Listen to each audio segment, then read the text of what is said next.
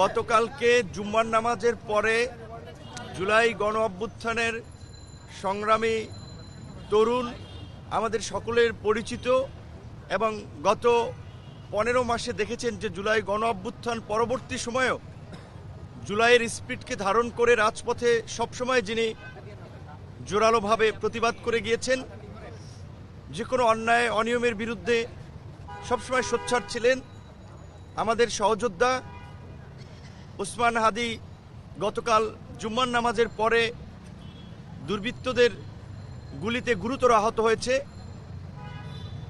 রাজধানী ঢাকার পল্টনের মতো একটি ব্যস্ততম এলাকার বিজয় সরণী এলাকায় সন্ত্রাসীরা গুলি করে বাইক চালিয়ে নিরাপদে চলে গেল। প্রায় 24 ঘন্টা অতিবাহিত হয়েছে। এখন পর্যন্ত আমরা এই ঘটনার সাথে কে বা কারা জড়িত তার খুব বেশি কোনো প্রমাণ আমরা এখন পর্যন্ত আইনশৃঙ্খলা বাহিনী কিংবা সরকারের মাধ্যমে জানতে পারি নাই। আমাদের ভাই হাদি খুব গুরুতর অবস্থায় হসপিটালের বেডে শুয়ে আছে, আপনারা জানেন, আশঙ্কাজনক অবস্থায়। তার চিকিৎসকদের সাথে কথা বলেছি, মেডিকেলের ভাষায় এই কন্ডিশন নিয়ে সুস্থ হওয়ার, স্বাভাবিক জীবনে কিংবা বেঁচে থাকার হারটা খুব নগণ্য। কাজে এই মুহূর্তে আমাদের সবচেয়ে বেশি প্রয়োজন মানুষের দোয়া, খাস করে, কারণ দোয়ায় মানুষের ভাগ্যের পরিবর্তন হয়, মানুষের আয়ু বাড়ে। এই জন্য আমরা দেশের মানুষের কাছে আমাদের ভাই, আমাদের সংগ্রামের সহযোদ্ধা হাদির জন্য দোয়া চাই, যেন আল্লাহ তাকে বাঁচিয়ে রাখুক। আপনারা দেখেছেন 2018 সালে কোটা সংস্কার আন্দোলন থেকে ফ্যাসিবাদের উত্তাল সময়ে যখন স্বৈরাচারের বিরুদ্ধে আমি আমার সহকর্মীরা প্রতিবাদ করে আসছিলাম, সেই সময় আমরাও এইভাবে নানানভাবে রক্তাক্ত হয়েছিলাম, হুমকি ধামকির শিকার, হুমকি ধামকি পেয়েছিলাম, কিন্তু কোনো কিছুকেই উপেক্ষা করি নাই। আমরা দেখতে পেয়েছি এই জুলাই গণ অভ্যুত্থানের মধ্যে দিয়ে যে কয়েকজন তরুণ এই সংগ্রামী চরিত্র ধারণ করে নতুন প্রজন্মের জন্য আসলে একটি অনুসরণীয় চরিত্র হয়ে উঠছিল। হাদি তার মধ্যে অন্যতম। তার এই অসুস্থ হওয়ায়, তার এই আহত হওয়ায় গোটা দেশের তরুণ থেকে প্রবীণ সকল মানুষকে মর্মাহত করেছে। আপনারা দেখেছেন যে এর আগে চট্টগ্রামে একজন সংসদ সদস্য প্রার্থী তিনি গুলিবিদ্ধ হয়েছিলেন। সেই ঘটনায় এখন পর্যন্ত কিন্তু ওইভাবে আসলে কারো বিরুদ্ধে ব্যবস্থা নেওয়া হয় নাই। এমনকি গত 29শে অগস্ট আল রাজি কমপ্লেক্সে, সেখানেও চতুর্দিকে সিসি ক্যামেরা বেষ্টিত এলাকা, মিডিয়ার সামনে আমি আমার সহকর্মীরা আক্রান্ত হয়েছিলাম কতিপয় পুলিশ এবং কতিপয় সেনা সদস্য দ্বারা। লোক দেখানোর একটা তদন্ত কমিটি হয়েছিল 60-30 কর্মদিবসের টাইম দিয়ে, এখন পর্যন্ত এই তদন্ত কমিশন আলোর মুখ দেখে নাই। যদি এই অতীতের ঘটনাগুলোতে যদি সরকার একটা শক্ত ভূমিকা নিত, আজকে এই ধরনের হয়তো ঘটনার পুনরাবৃত্তি হতো না। আমরা যেটা বলেছি যে হাদির পরিবারকে ডেকে নিয়ে সান্ত্বনা দেওয়া হয়েছে, বলা হয়েছে তো বিচার করব, খুনিরা ধরা পড়বে। এই বয়ান শেখ হাসিনাও দিয়েছে। তাই আমরা বর্তমান অন্তর্বর্তীকালীন সরকারকে পরিষ্কারভাবে বলতে চাই, কোনো সান্ত্বনার বাণী শোনাবেন না, সান্ত্বনার বাণী শোনাবেন না। শেখ হাসিনার পরিণতি দেখেছেন, বিক্ষুব্ধ জনতা কিভাবে গণভবন ঘেরাও করতে গিয়েছিল। কাজে আপনারাও যদি ওই শেখ হাসিনার মতোই সান্ত্বনার বাণী শোনান, আমাদেরকে ঘুমপাড়ানি মাসি পিসির গল্প শুনিয়ে শান্ত রাখতে চান, সেটি আপনারা পারবেন না। নির্বাচনের তফসিল দিয়েছেন, কতটুকু নির্বাচনের পরিবেশ আছে সেই নিয়ে গোটা দেশের মানুষ উদ্বিগ্ন। এই অবস্থায় নির্বাচন তো হবে না যদি এই অবস্থা চলতে থাকে। আর একটা মহল তো চাচ্ছে যে নির্বাচন যাতে না হয়, নির্বাচন বানচাল করে দেশে আরেকটি বিদেশি মদতপুষ্ট সরকার গঠন করা, 111-এর মতো আরেকটি সরকার গঠন করে ওই পতিত স্বৈরাচারী শক্তিকে কামব্যাক করানো, যে শক্তির বিরুদ্ধে এদেশের জনগণ গণপ্রতিরোধ গড়ে তুলেছিল এবং জনগণের সেই গণপ্রতিরোধের মুখে তারা দেশ থেকে পালিয়ে গিয়েছিল। আমরা বারবার বলেছিলাম যে গণ অভ্যুত্থানের পরবর্তী বিভিন্ন ধরনের, যখন আপনারা দেখছেন স্বর্ণ ব্যবসায়ীর বনশ্রীতে আপনার গুলি করে স্বর্ণ নিয়ে গেছে, ব্যাংক পাড়া থেকে গুলি করে টাকা ছিনতাই করে নিয়ে যাচ্ছে। শীর্ষ সন্ত্রাসীরা, বিভিন্ন শীর্ষ সন্ত্রাসীরা কারাগারে যারা ছিলেন তারা জামিন বের হয়েছেন, জামিনে বের হয়েছেন। এমনকি এই জুলাইয়ের যারা হামলা মামলার আসামি ছিলেন তারা অনেকে জামিন পেয়ে যাচ্ছেন। মানি লন্ডারার থেকে শুরু করে খুনি অনেকেই জামিন পেয়ে যাচ্ছেন। আমরা কোর্টের কাছে জানতে চাই, এই সন্ত্রাসীরা এই গণ অভ্যুত্থানে যাদের গণবিরোধী ভূমিকা ছিল তারা কিভাবে জামিন পাচ্ছে, কারা তাদের জামিনের জন্য দাঁড়াচ্ছে, আর কোর্ট বা কিভাবে তাদের জামিন দিচ্ছে। অবশ্যই কোর্টকে আমরা সম্মান করি, শ্রদ্ধা করি, কিন্তু আমরা তো চোখের সামনে দেখছি যে টাকা পাচারকারী থেকে শুরু করে খুনিরা জামিন পাচ্ছে। শুধু জামিন পাচ্ছে না, নির্বিঘ্নে তারা দেশ থেকে বাইরে চলে যাচ্ছে। সর্বশেষ আমি একটি ঘটনা আপনাদের সাথে শেয়ার করতে চাই। সরকারকে বলেছি, উপদেষ্টাদেরকে বলেছি, যখন আমরা 2018 সালে কোটা সংস্কার আন্দোলন করি সেই সময় শেখ হাসিনা জাহাঙ্গীর কবির নানক এবং এনামুল হক শামীমকে কোটা সংস্কার আন্দোলনকারীদের সাথে আলাপ আলোচনার দায়িত্ব দিয়েছিলেন।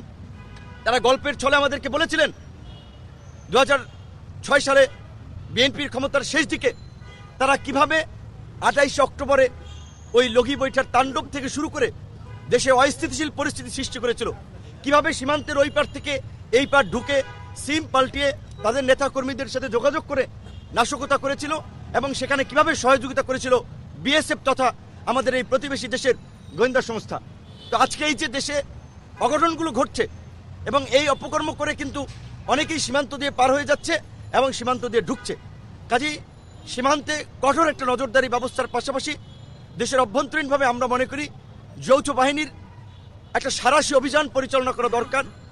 এই যে আপনার অস্ত্র উদ্ধার, নির্বাচনের আগে যে অভিযান চলে, অবৈধ অস্ত্র তো আমরা দেখছি পত্রপত্রিকায়। এমনকি আমরা দেখলাম যে কিছুদিন আগে ট্রেনে করে আপনার গান পাউডার, পিস্তল, ম্যাগাজিন, অস্ত্র সহ আপনার বিভিন্ন সামগ্রী আসছে। সেগুলো যদিও সে সময় সেনাবাহিনী হাতে ধরা পড়েছিল। তো এই অভিযান পরিচালনা আরও জোরদার করতে হবে। সোশ্যাল মিডিয়াতে হুমকি দিচ্ছে, আমাদেরকে হুমকি দিচ্ছে। এই ওসমান হাদি কোনো ব্যক্তি না, ওসমান হাদি জুলাইয়ের একটা চরিত্র। ওসমান হাদির উপরে আঘাত মানে জুলাইয়ের উপরে আঘাত। হসপিটালে বসেই আপনাদেরকে মোবাইলে দেখাতে পারি, আমি ইনবক্সে হুমকি দেওয়া হচ্ছে যে কাফনের কাপড় নিয়ে আমাদেরকেও রেডি থাকতে বলা হচ্ছে। এখন আমরা কার কাছে নিরাপত্তা চাবো? কয়জনকে সরকার নিরাপত্তা দেবে? আমরা ব্যক্তিগতভাবে নিরাপত্তাতে আমরা দেশকে নিরাপদ করার দাবি জানাই সরকারের এবং রাজনৈতিক দলসমূহকে আমরা অনুরোধ জানাবো, ক্ষমতায় যেতে কিংবা ক্ষমতা দখল করার জন্য অস্থির হয়ে রাজনৈতিক বিভাজন তৈরি করবেন না। আপনাদের বিভাজনের কারণেই এখন পর্যন্ত ফ্যাসিবাদী শক্তির আস্ফলন দেখাচ্ছি। ফ্যাসিবাদী শক্তি 18 দলীয় জোট করতেছে, নির্বাচন করবে, নির্বাচনের মাঠে থাকবে, নির্বাচন বানচাল করবে, এই আওয়াজ দিচ্ছে। আওয়ামী লীগ নিষিদ্ধের সময় আমরা সকলের পরিষ্কার অবস্থান দেখতে পাই নাই। আওয়ামী লীগের বড় দোসর জাতীয় পার্টি সহ ফ্যাসিস্ট শক্তিকে নিষিদ্ধ করার প্রশ্নেও আমরা রাজনৈতিক বিভাজন দেখতে পেয়েছি, কারণ ক্ষমতার হালুয়া রুটির ভাগ বাটোয়ারা। তো এই ক্ষমতার হালুয়া রুটির ভাগ বাটোয়ারা নিয়ে যদি আপনারা ব্যস্ত থাকেন এবং জুলাইয়ের ঐক্য নষ্ট করে যদি দেশে বিভাজন সৃষ্টি করেন, এই দেশে কিন্তু কেউ নিরাপদ হবে না। শেখ হাসিনা 75-এর পরে 96-এ 21 বছর পরে একবার ক্ষমতা এসেছিল আওয়ামী লীগ, তারপরে এসেছিল কবে? 2008 সালে। এসে কিন্তু দেখেছিলেন এই মুক্তিযুদ্ধের বিরোধিতার নামে কিভাবে একটি সাজানো বিচার ব্যবস্থার মাধ্যমে নিরীহ মানুষকে ফাঁসি দিয়েছিল, কিভাবে বিরোধী দলবিহীন বাংলাদেশে একটি একদলীয় শাসন ব্যবস্থা কায়েম করেছিল। কাজে ওই ফেসিবাদী শক্তির প্রশ্নে আমরা যেন আপোষহীন থাকি, আমরা যেন ঐক্যবদ্ধ থাকি এবং আজকের এই হাদির উপরে আঘাত, সামনে যে অবস্থা আমরা আশঙ্কা করছি আরও বিভিন্ন ধরনের আঘাত আসতে পারে। আমি বরাবর আমার এলাকায় যাই, নির্বাচনী গণসংযোগে প্রচার প্রচারণায়, রাতে ঢাকায় ফিরি। গতকালকে কিন্তু আমি আর সাহস পাচ্ছিলাম না যে রাতে ফিরবো। আমি সকালবেলা এসেছি, আমার এলাকায় ছিলাম। তো এই অবস্থা আমরা যারা এই জুলাই গণ অভ্যুত্থান থেকে ফেসিবাদী শক্তির পতনের জন্য আন্দোলন সংগ্রাম করেছিলাম, আমরা কিন্তু আজকে সবচেয়ে বেশি অনিরাপদ, আমরাই সবচেয়ে বেশি হুমকির মুখে। যারা জুলাইয়ের ধারে কাছেও ছিলেন না তারা তো উপদেষ্টা হয়ে ফ্ল্যাগ লাগিয়ে প্রোটোকল নিয়ে ঘুরে বেড়াচ্ছেন, আমাদের কথা তারা ভাবছেন না। এমনকি এই সরকারের মধ্যেও পতিত ফেসিবাদী শক্তির দোসররা আছে, যার ফলে আজকে এই মাত্র 1-1.5 বছরে এই ফেসিবাদী শক্তি আস্ফালন দেখাচ্ছে। সোশ্যাল মিডিয়াতে তারা রাস্তায় নামবে, দেখে নিবে, জুলাই ভরে দিবে, জুলাই বিনাশ করবে, এই সমস্ত হুমকি দিচ্ছে। কাজে আমি বিনীত অনুরোধ থাকবে সকল রাজনৈতিক দল মতের, বিশেষ করে গণ অভ্যুত্থানের অংশীজনদের প্রতি, আসুন আমরা হাদির ঘটনা অন্তত ঐক্যবদ্ধ হই, দেশবাসী সবাই দোয়া করি আল্লাহ পাক তাকে সুস্থ করুক। এবং আমাদের নাগরিকদেরও একটা দায়িত্ব এবং দায়বদ্ধতা আছে।